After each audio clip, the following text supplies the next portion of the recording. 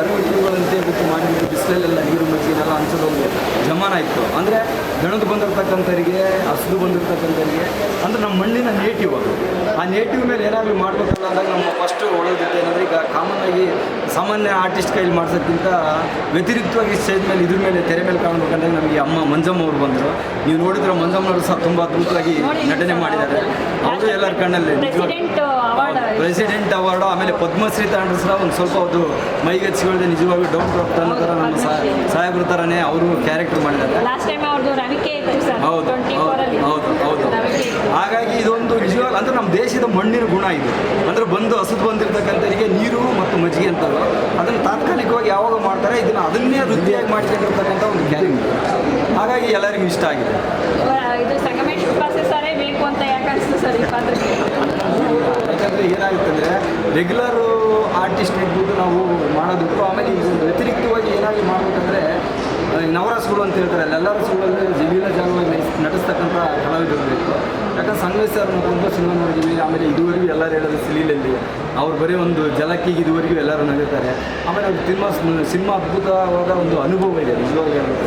ನೀವು ಯಾಕೆ ಕ್ಯಾರೆಕ್ಟರ್ ಕೊಟ್ಟು ಇದು ಮಾಡ್ತಾರೆ, ಅದ್ರ ಜೊತೆಗೆ ಏನಂದರೆ 24/7 ಅವರು ಭಾಳ ಆ್ಯಕ್ಟಿವ್ ಆಗಿ ಪಾತ್ರಸ ಇರ್ತಕ್ಕಂಥ ನಮ್ಮ ಪ್ರೊಡಕ್ಷನಲ್ಲಿ ಕೈ ಜೋಡಿಸಿದ್ದಾರೆ, ಕಥೆಯಲ್ಲಿ ಕೈ ಜೋಡಿಸಿದ್ದಾರೆ, ಸಾಹಿತ್ಯದಲ್ಲಿ ಕೈ ಜೋಡಿಸಿದ್ದಾರೆ, ಡೈರೆಕ್ಷನಲ್ಲಿ ಡೈರೆಕ್ಟ್ ಆ್ಯಕ್ಚುಲಿ ನಾವು ಸಿನಿಮಾಗೆ. ಹಾಗಾಗಿ ಅವರು ಯಾಕೆ ಬೇಕು ಅನ್ನೋದಕ್ಕೆ ಆಪ್ಷನ್ ಇಲ್ಲ, ಆ ಥರ ಸಿನಿಮಾ. ಹಾಂ ಕೊಡಿ ಸರ್. ಒಂದು ನಿಮಿಷ ಸರ್. ನಮಸ್ತೆ ಸರ್. ಜ್ಯೋತಿ ಮಂಜಮ್ಮ ಅವ್ರ ಜೊತೆಲಿ ಪದ್ಮಶ್ರೀ ಪ್ರಶಸ್ತಿ ವಿಜೇತರು ಅವ್ರ ಜೊತೆ ಸ್ಕ್ರೀನ್ ಶೇರ್ ಮಾಡ್ಕೊಂಡಿದ್ದಾರೆ. ಅದು ಪ್ರಶಸ್ತಿ ಪ್ರಧಾನ ಚಿತ್ರ ಅಪ್ರೋಚ್ ಮಾಡ್ತಿದ್ದೀರಾ 7th ಫಿಲಮ್ ಫೆಸ್ಟಿವಲಲ್ಲಿ.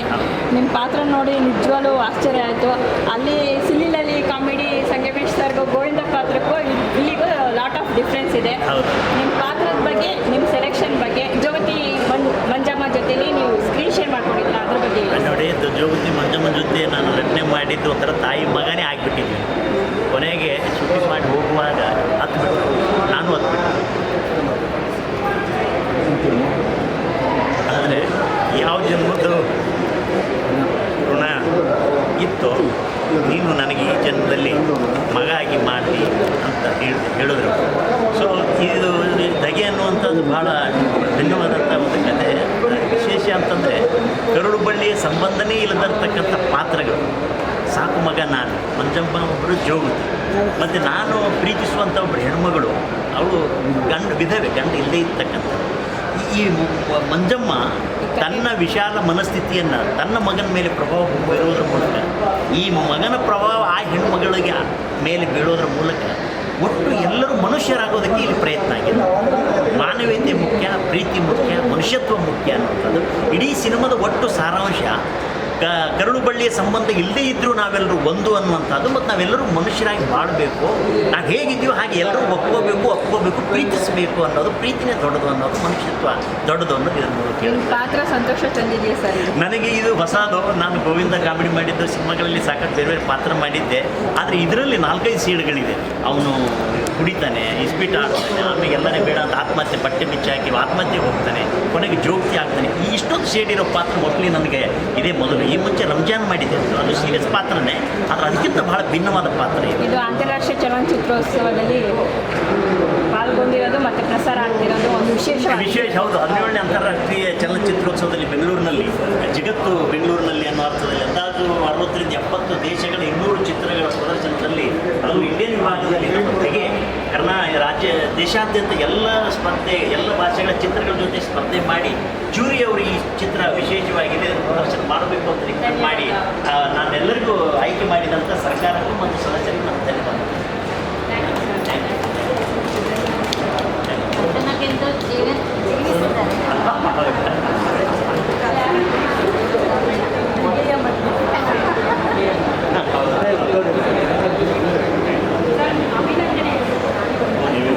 ಹೌದಾ? ನೀವೇ ಅವ್ರ ಮನೆಯವರು, ಅವರೇ ನಿರ್ಮಾಪಕರು. ಬಾಣ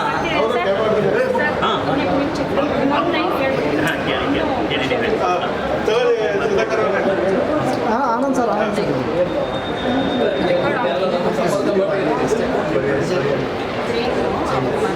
ಮೇಡಮ್ ಬನ್ನಿ. ಇವ್ರಿಗೆ ಗೊತ್ತಿಲ್ಲ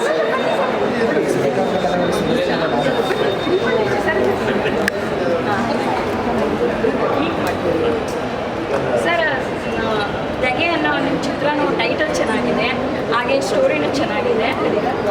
ಅಂತಾರಾಷ್ಟ್ರೀಯ ಚಲನಚಿತ್ರೋತ್ಸವದಲ್ಲಿ ಪಾಲ್ಗೊಂಡಿದೆ. ನಾಳೆ ಇದಕ್ಕೆ ಅವಾರ್ಡ್ ಸೆರೆಮನಿ ನಡೀತಿದೆ.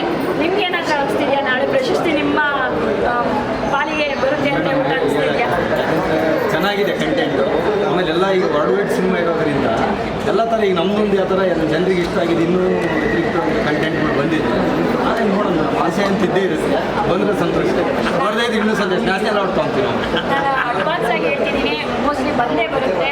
ನಮ್ಮ ಮನದಾಳದ ಮಾತು ಎಲ್ಲರೂ ನೋಡಿರೋ ಅಭಿಪ್ರಾಯ ಇದೆ. ಜೂರಿಗೂ ಇದು ಕನೆಕ್ಟ್ ಆಗುತ್ತೆ, ಅಷ್ಟು ಸೆಂಟಿಮೆಂಟಲ್ ಆಗಿದೆ. ನಿಮ್ಗೆ ಅಡ್ವಾನ್ಸ್ ವಿಶಸ್ ತಿಳಿಸ್ತಾ ಇದ್ದೀನಿ. Thank you. ಪ್ರಶಸ್ತಿ ಮತ್ತು ಫಲಕ ನಗದು ಎಲ್ಲ ಬರಲಿ ಸರ್. ನಾಳೆನೇ ಅವಾರ್ಡ್ ಸೆರೆಮನಿ ಅಲ್ಲ, ಇದೆ. ಪ್ರಶಸ್ತಿ ಅನ್ನೋದು ಕೇವಲ ಸಾಂಕೇತಿಕ, ಜನಗಳ ಮನಸ್ಸಿನಲ್ಲಿ ಇರೋದಿಲ್ಲ, ಅದು ದೊಡ್ಡ ಪ್ರಶಸ್ತಿ. ಆ ಪ್ರಶಸ್ತಿ ಬಂದರೆ ಸಂತೋಷ, ಬರದೇ ಇದ್ದರೆ ನಿಮ್ಮ ಪ್ರೀತಿ ಇರೋದಲ್ಲ ಸಾಕು. ವೀಕ್ಷಕರೇ, ನಗೆ ಅನ್ನುವ ಉತ್ತರ ಕರ್ನಾಟಕದ ಭಾಷೆ ಮತ್ತು ಜನಜೀವನವನ್ನು ಒಳಗೊಂಡಂಥ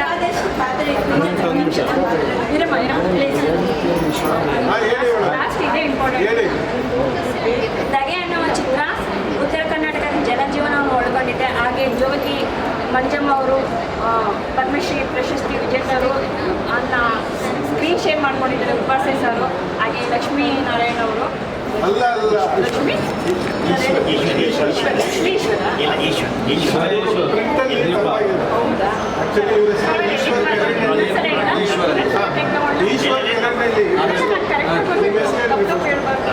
ಅಲ್ಲಿದೆ ಸರ್, ಅದನ್ನ ಮಿಸ್ಟೇಕ್. ಹೊಸದು ತಗೊಳ್ಳಿ, ಸ್ಟಾಪ್ ಮಾಡಿ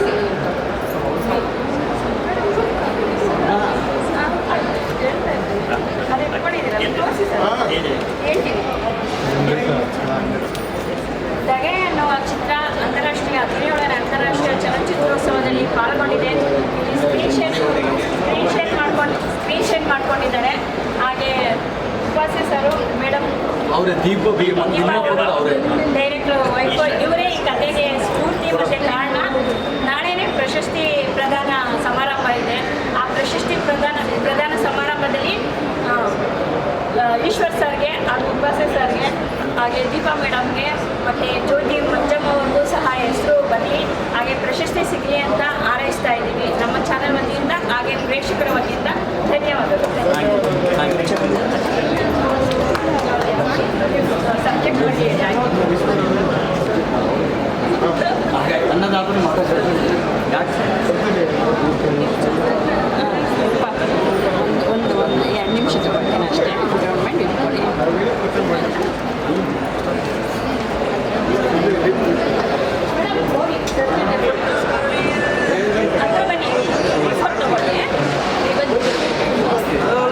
ನಾನು ಬೇಡ್ಸ್ಕೊಡ್ತೀನಿ ಆಮೇಲೆ ಬನ್ನಿ, ಪಕ್ಕದಲ್ಲಿ ಬೇಕಾದ್ರೆ ಯಾರು ಬೇಕಾದ್ರೂ ಬರ್ಬೋದು.